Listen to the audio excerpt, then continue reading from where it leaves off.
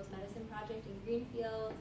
I'm on the board of Common Good, which is also giving a workshop concurrently. And along with Al and Carol, I work with the Sugar Shack Alliance, which is a group of climate justice activists. We mostly engage in direct action work to oppose fossil fuels and advocate for more sustainable futures.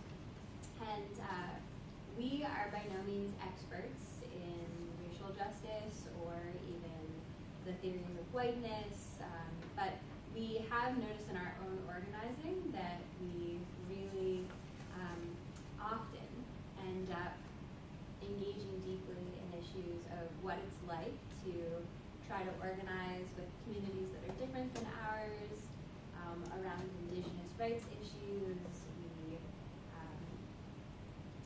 And we notice that in our organization, there's a lot that comes up, and there's not a lot of agreement on a lot of these terms. What is environmental justice? What is whiteness? What is white privilege? And so one of the reasons we wanted to offer this workshop is to sort of offer up some of the resources and tools that we found in our work, and also to hear from people in the room and try to have sort of a generative workshop in which we work together to really sort of delve into these issues. Before I go any further with that, I'm going to let Al and Carol introduce themselves. I'm Al, and I live in Leeds, right outside of Northampton, but I grew up in Coleraine. And I work with Sugar Shack Alliance and part of the environmental justice working group within Sugar Shack. Excited to be here. And I'm Carol. I live in Amherst, and also work with Sugar Shack and on the environmental justice working group of Sugar Shack and various other things around the valley. The thing I do closest to here probably is I work one day a week at the literacy project that is Bankville and Green Street and has classrooms in 5 different communities. But Daddy said we're here because this is an important issue and we don't know the answers, so we need to all work on getting to the answers. Yeah, so a central premise of this workshop, just so that everyone's up to speed on our starting ground, is that there is a direct relationship between climate change and racism, and therefore climate justice and racial justice. And some of that premise is just that those who are most directly affected by climate change and the effects of climate change are disproportionately poor communities and communities of color and Indigenous communities, both in our country and globally. And that also these are the communities that benefit the least from all of the money, really, the money and privilege that's associated with fossil fuels and the other drivers of climate change. So if anyone has a problem with that premise, there'll be maybe some time to engage with it, but probably more after the workshop. That's sort of our starting point. The goals of this workshop are to explore how racial distinctions are based on superiority and inferiority weaken our movements and reinforce the status quo that we're fighting to change. Explore how internal prejudices affect our work. Explore how we can all work together to break down barriers and become more effective, and to look at some of the innovative work that's being done on this issue. So for this workshop, we have come up with some community agreements so that, again, we're all working from the same place. They can't be seen right now. Okay, great. Can you see it now? Uh-huh. Great. So the first one is step up, step back. So if you find yourself speaking more often than the other people in the room, try to hold back and see if make some space for folks who haven't yet had a chance to speak. Please use I statements and speak from your own experiences. Know that everyone has something to offer here. Listen without judgment. And assume that everyone here has their best intentions. And lean into discomfort. If we find that we are feeling that way, I would say that's a success. So I'll encourage everyone to lean into that. Does that sound good to everybody? Is that something that we can all agree on together, or? Yeah. Mm-hmm. So the speak from our own experiences, that's Mhm. clearly valuable, but I think we may have things to offer that are not from our direct experiences, but Mhm. that are equally valuable. Yeah, I think that's true. That's definitely sometimes true. I think the idea of this is also trying to not other experiences. So I don't know if you guys want to jump in on this too, but usually I think of it more as, let's say for example, if somebody says something that I have a problem, that I might have conflict with or something like that, I try to bring it to me like, oh, that's hard for me to hear because of this, versus that might be offensive for somebody else. Does that kind of make sense? Just to kind of like center, to keep it in the room too, in that way. And I don't know if you guys have something to offer to that. Yeah, just to rephrase what Al said, like if, I think like the point here is speak from your own experience with I statements when conflict arises. So instead of saying like, you're being really racist, or you're like, why, like, instead of like naming what someone else is doing, naming what's happening for you in that moment. So like, I'm really uncomfortable with what you just said. Does that make sense? I think so. We'll see. Thank you. I just think I would add that particularly in talking about race, it's really, really easy all the time to talk about everybody else. So we want us to talk about us. Because that seems like an important, the necessary place to start. And so in this particular conversation, to me that seems to have a double importance besides all the things that you already said. Yeah. Fair enough. Yeah. Did I see a hand raised over there? No, you thumbs up. Great, love it. Love thumbs up. Wonderful. So those are our community agreements then. And I would love to go around the room and have a quick introduction of everybody.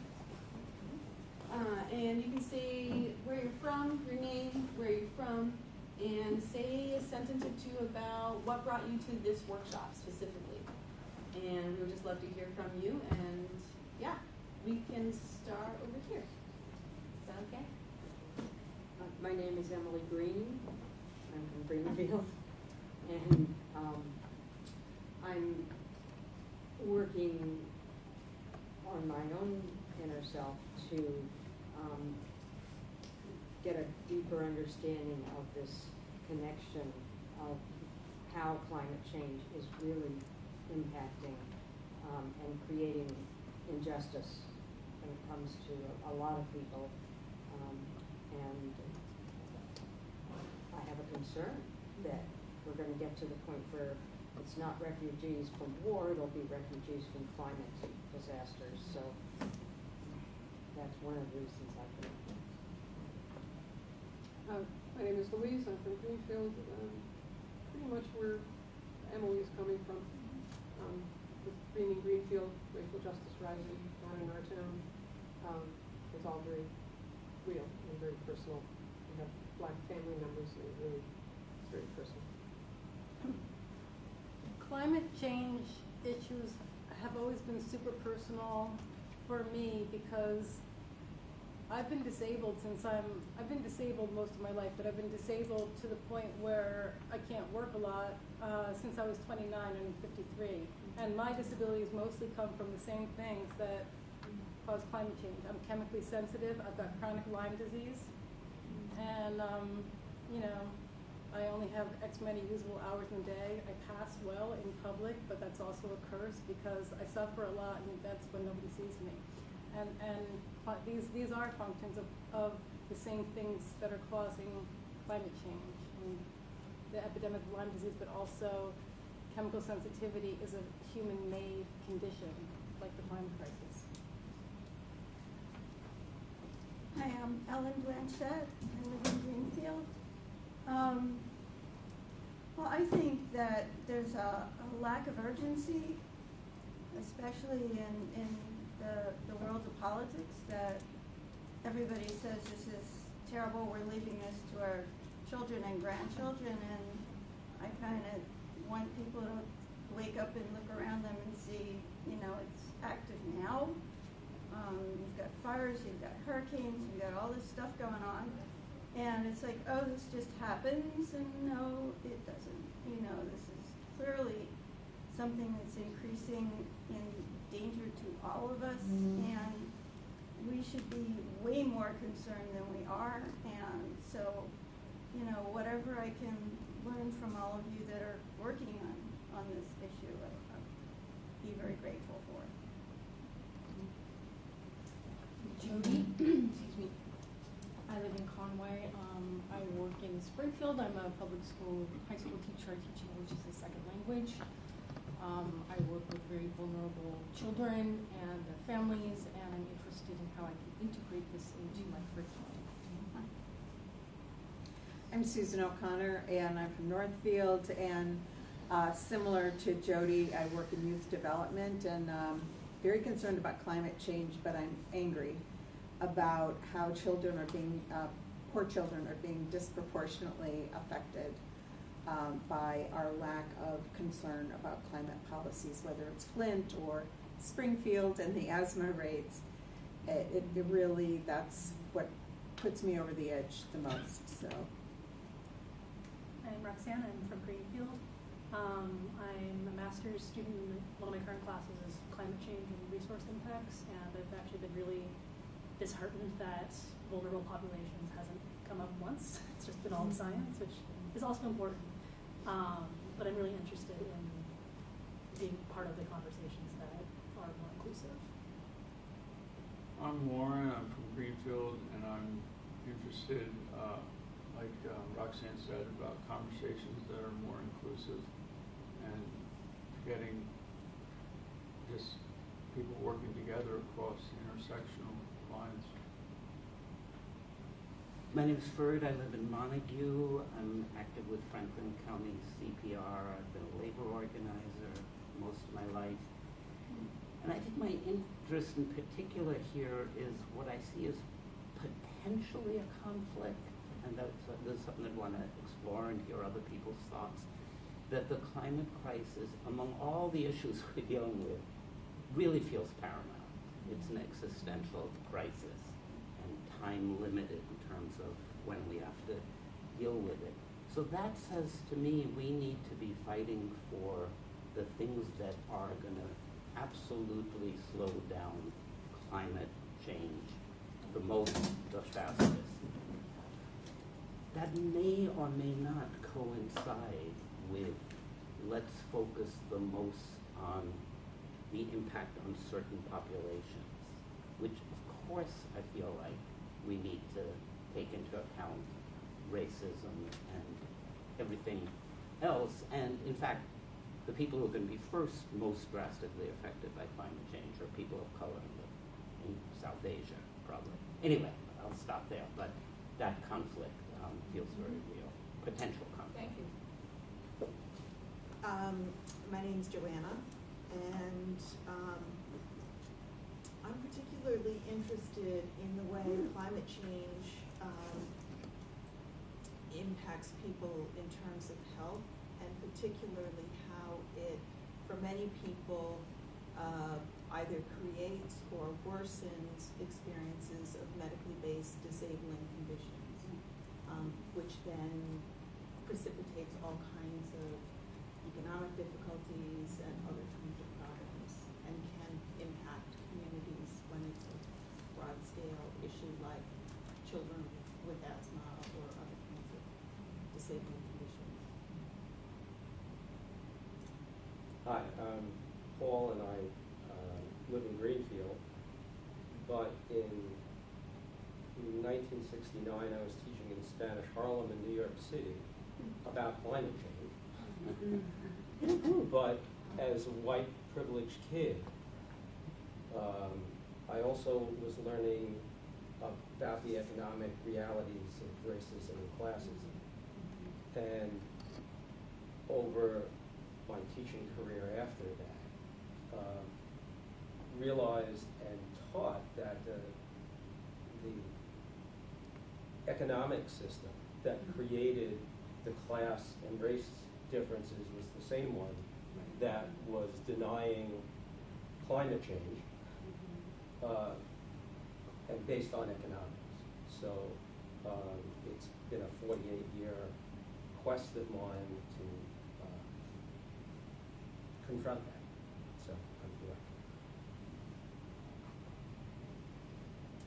Hi, I'm Sandra Boston from Greenfield, and climate change to me is a moral and spiritual challenge.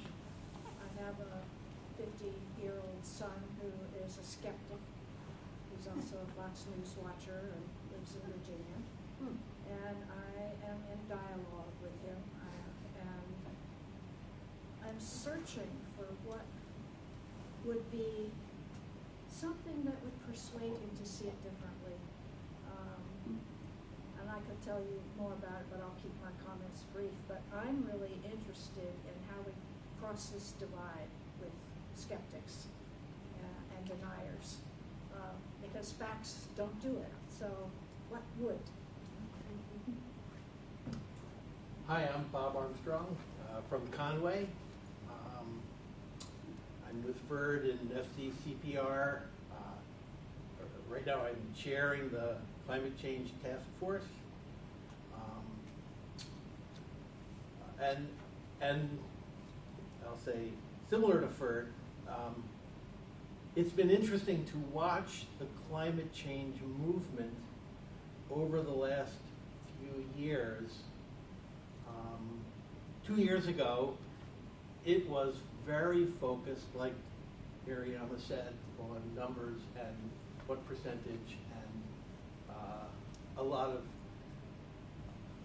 of details about how we were doing and how long we have. And in the last year, and 2 years ago, we began working with a large coalition of other climate groups in Boston, Mass Power Forward. And so this is a huge coalition of probably 300 different, I'll say climate change, maybe more specifically interested in renewable energy, promoting a lot of different forms of renewable energy throughout the state. And that group has switched its focus from renewable energy and the numbers to justice. And I won't say that it's tearing the group apart, but it definitely is causing turmoil in the coalition over what our focus is. And there are definitely people who are looking at the work that this coalition or their particular group, 350 Mass or whatever, I mean, 1 Million Mothers Out Front, all these groups, people who signed up to work on climate change.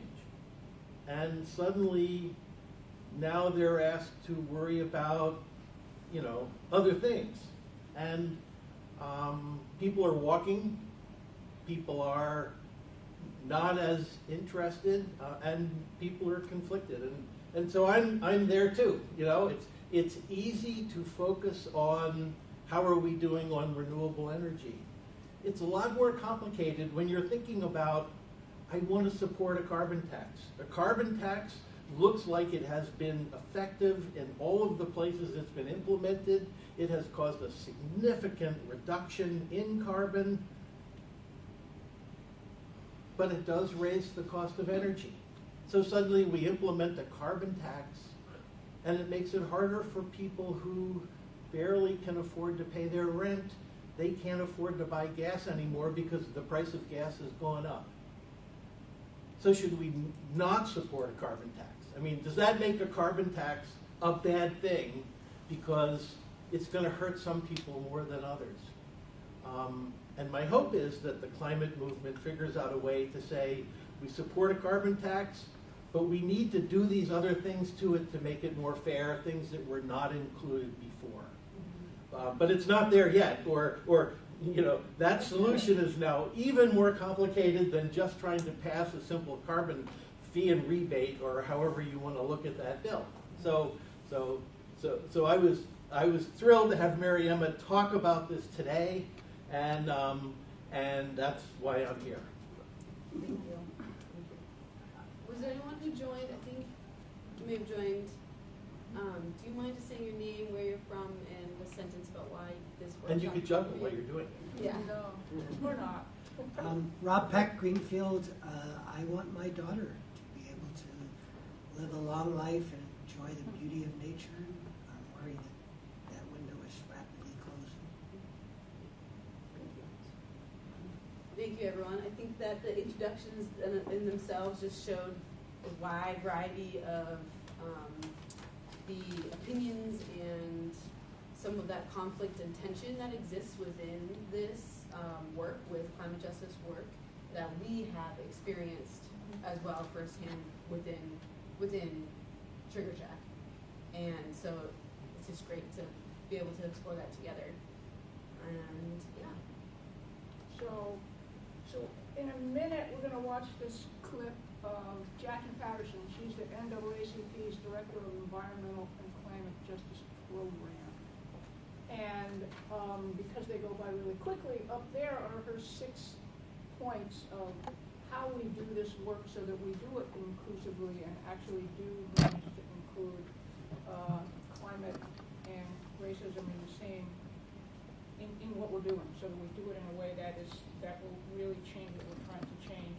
And just because we didn't say this at any point, I just want to say that what else we're going to do, we're going to look at that, we're going to have a conversation about that, we're going to look at another clip that is more focused on whiteness and race, and then have another conversation, and that's how the rest of the afternoon here will go, just because we forgot to put that anywhere, so I thought I'd stick it in now. So this is about 5 minutes, and after we'll have a conversation. So Jackie Patterson.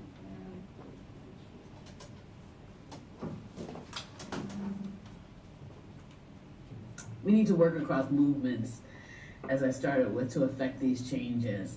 Movements that include the housing rights movement, movements that include the voting rights movement, movements for LGBTQ rights, immigration rights, must work with movements for racial justice, economic justice, environmental justice, and more. Because in the end, it's all really the same struggle against power brokers who have devised systems to amass wealth and power by stoking hate and by imposing systemic oppression on the basis of race, class, gender, excuse me, sexual orientation, country of origin, and more. Sorry. Together we must unite to advance a radical transformation from extracting, polluting, and dominating policies and practices to regenerative, cooperative systems that uplift all rights for all people, while preserving the environment upon which, as we said, we all rely for our existence. Sorry, hopefully I'll make it through the rest here. So as we do so, we must be rooted in the principles of democratic organizing that was established at Jimenez in Mexico by various environmental justice groups and others who are coming together. So number 1, we must be inclusive. Number 2, we must emphasize bottom-up organizing. Number 3, let people speak for themselves. Number 4, work together in solidarity and mutuality. Number 5, build just relationships amongst ourselves. And number 6, commit to self-transformation. We've already seen it begin to happen. It's happened historically, and it's happening today. In North Carolina, the Moral Mondays movement has enjoyed multiple victories over an oppressive state government as people have united across housing rights, democracy advocates, health rights groups, environmental justice groups, and more to unite under each struggle and see that they must all stand for all rights to build power and exact change. In North Carolina, people came from movements far and wide to converge in the thousands at Standing Rock and online and through social media and beyond. And together, we were successful at stopping the Dakota Access Pipeline through the strength of the United Movement. Even though we know we've had some rollback since then, but the victory showed the power of that movement coming together.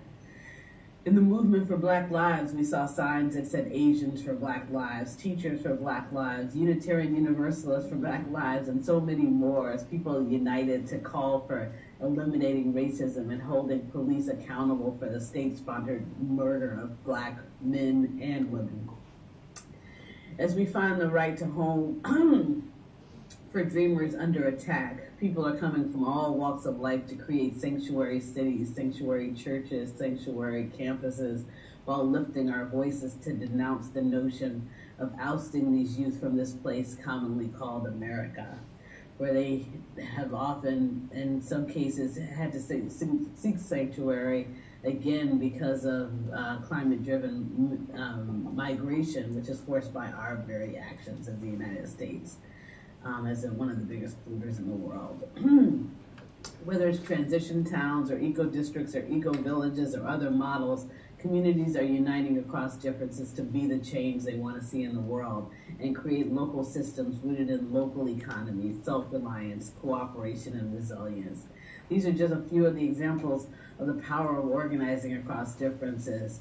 And when we think about how to operationalize what was presented in my remarks and what I'm sure you've read in other articles and so forth, some of the discussion questions that we might consider going forward include: one, how does what was shared in this lecture and beyond illustrate the need for systems change?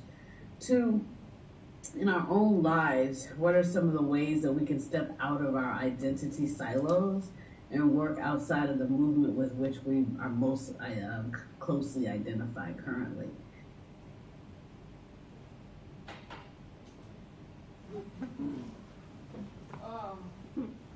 So she gave us some good questions right at the end there. How can we step out of our silo? And what, so my more general question is, what can we learn from this talk, from these principles? What do we see as the strengths? And this is kind of come from what are the strengths of a kind of movement that puts things together, like the ones that you gave as example of what are the weaknesses? What does it look? What do those things look like? And at the moment, I think in order to make sure that kind of everybody gets to talk to somebody, I would like to ask you to turn to somebody that is nearby you, but preferably not somebody that you talk to all the time. So if you have to move around a little bit, go ahead, but you have like 5 minutes, 5 or 10 minutes to just have a conversation almost with your partner about what this brings up for you, what you see as the strength of working across the silos that she was talking about. I mean, she gave us several examples: Black Lives Matter, Standing Rock, the sanctuary movement. There are certainly others. So, and what about these principles? And how do you think those principles? What do you think of them? How would they be? I can't see those, so.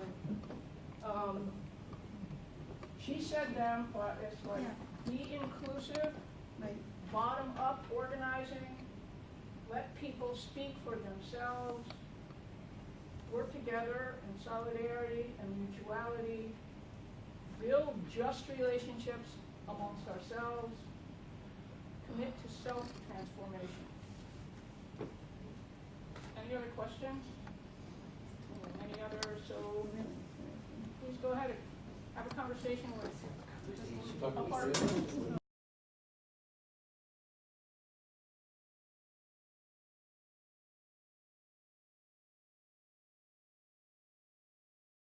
We don't want to shortchange the other part of what we were trying to do. So thank you for your patience and cooperation. I'm going to turn it over to Ashley. Yeah, okay, so we kind of wanted to structure this presentation so that we started with what's exciting. I think like so often in social justice or environmental justice or like any progressive organizing work, we start with like, here's the problem, and it's really big and it's really hard, but there's hope, and we really wanted to start with like where the hope is. Like, what are we excited about? What's possible? What are the kind of movements that we want to be part of? And then take a step back and say, what are the barriers? Like, what's getting in the way of us really having those kind of movements and having the successes as movements that we want? Because I think we all in this room can agree that climate change is a really pressing issue, and it's enormous, and it's on our door right now. It's not in the future. And so, like, we agree with you that yes, it's paramount, and what we're doing now is not enough, and the organizing that we're doing now doesn't seem to be getting people to agree with us as quickly as they need to. And so, we look to Jackie Patterson, we look to Standing Rock, and we say there's work that people are doing that's really changing people's hearts and minds really quickly, and that's the work that's coming from indigenous cultures and from Black and brown people, and like, how can we be more effective? And for us, that answer is really bringing this justice component into the environmental work that we do. And so, in our own experience, for those of you who came in late, Pat and not Pat, Carol, Al, and I are all members of the Environmental Justice Working Group in the Sugar Shack Alliance, and we've been in our own organization of activists having a lot of conversations around social justice and whether that belongs in environmental work or not. We've had, encounters where, or not even encounters, we, in our last campaign, had a number of indigenous people from Standing Rock show up and say, we want to help you in your anti-pipeline fight. And they, got enfolded into our work, but a lot came up around whiteness and race and discomfort. And so we found in our own organizing that whiteness, like our own whiteness, and I'll speak just from my own experience, that like my own whiteness can get in the way of being an effective organizer. And so, since the premise of this workshop is to be engaged in this social justice, anti-racism work as it relates to environmental justice, we believe that we need to also be engaged as white people in a discussion about whiteness and what it means and what its challenges are for us and how we can start to transform those challenges. So that's our sort of prelude into this video. This woman, Dr. Robin DiAngelo, has written a lot on approaching racism from the position point of a white person. She gives workshops around the country. This is 6 minutes of what you could spend a week doing, but it's a really nice book. Real in their consequences for people's lives. And this insistence that we're all one doesn't allow us to engage with that social reality. I try to help white people see how race functions in our lives. And I try to move us away from the really obvious, evident examples, such as a racist joke or a racist action, or things that would be recognizable to everybody, right? The kinds of acts that cause people like me, well-meaning people like me, to say, I couldn't possibly be racist, I don't do those things. And I try to help white people understand racism as the very fabric of our society. And I think the most profound example of everyday racism is segregation. That most white people live in racial segregation. While we may work with people of color, when we go home, people of color are rarely at our dinner table. And I don't mean setting our table. I mean sitting and breaking bread with us, true relationships in our lives. Many people can recognize the explicit, kind of conscious dislike type of racism, racist jokes, racist expressions, the KKK. But I want to help white people see the everyday racism that's embedded and that we participate in. And I want to look at neighborhood and school segregation as an example.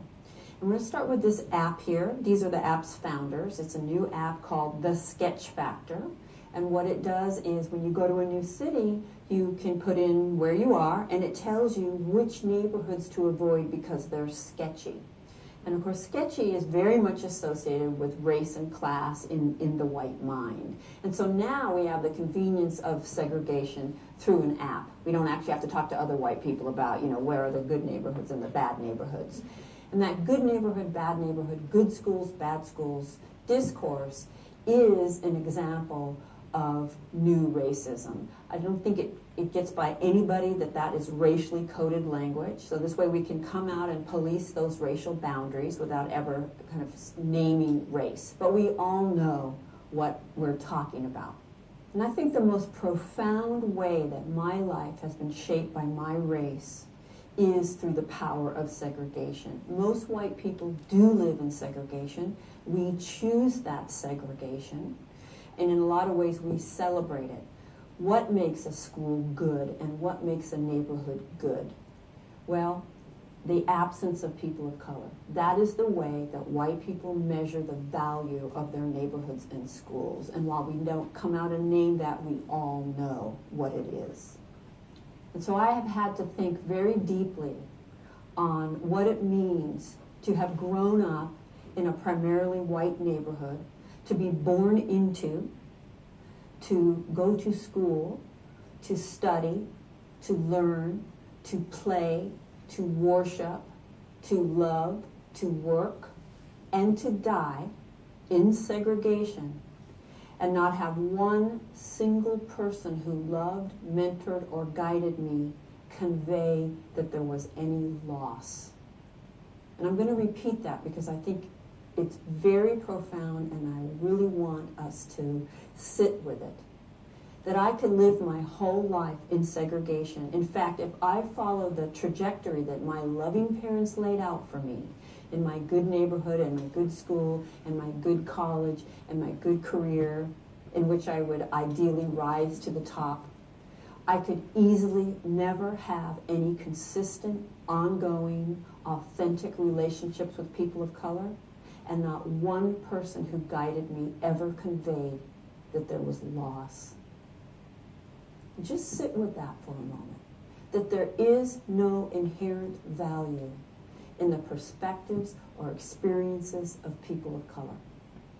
If my parents, if my schools, if my curriculum, if my teachers, if my government saw value in those perspectives, I would be given those perspectives. But I wasn't given those perspectives. And that shapes my relationships. It shapes what I care about. It shapes what I see, what I don't see, who I build my life with, and who I don't build my life with.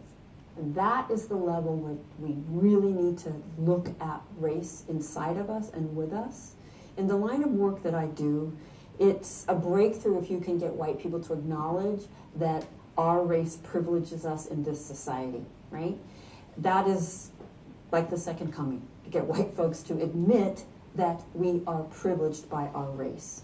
But even that begins to get superficial. And you'll hear white people say, just because of the color of my skin, I have these things, as if this is just an accident that happens.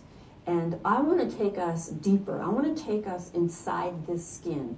My psychosocial development was inculcated in the water of white supremacy. That is what I call this system. I don't mean the KKK.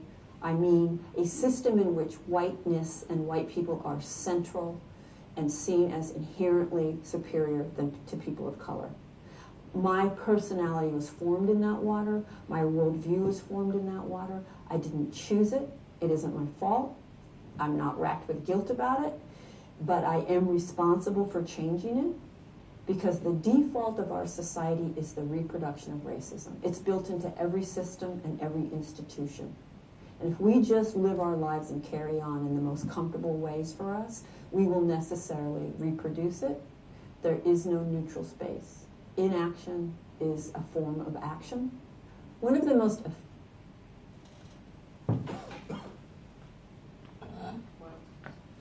Okay, so this is a 22-minute long video. We really struggled to find a short clip from it.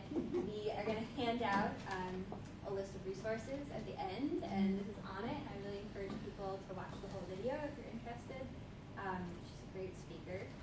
And we have got just a tiny bit over 5 minutes for this discussion, so I just want to ask people to be respectful when sharing in this part. But we just kind of wanted to brainstorm and crowdsource examples of times in our own organizing. It could be around climate, it could be around labor, it could be in education, where whiteness or racism or race came up in a way that really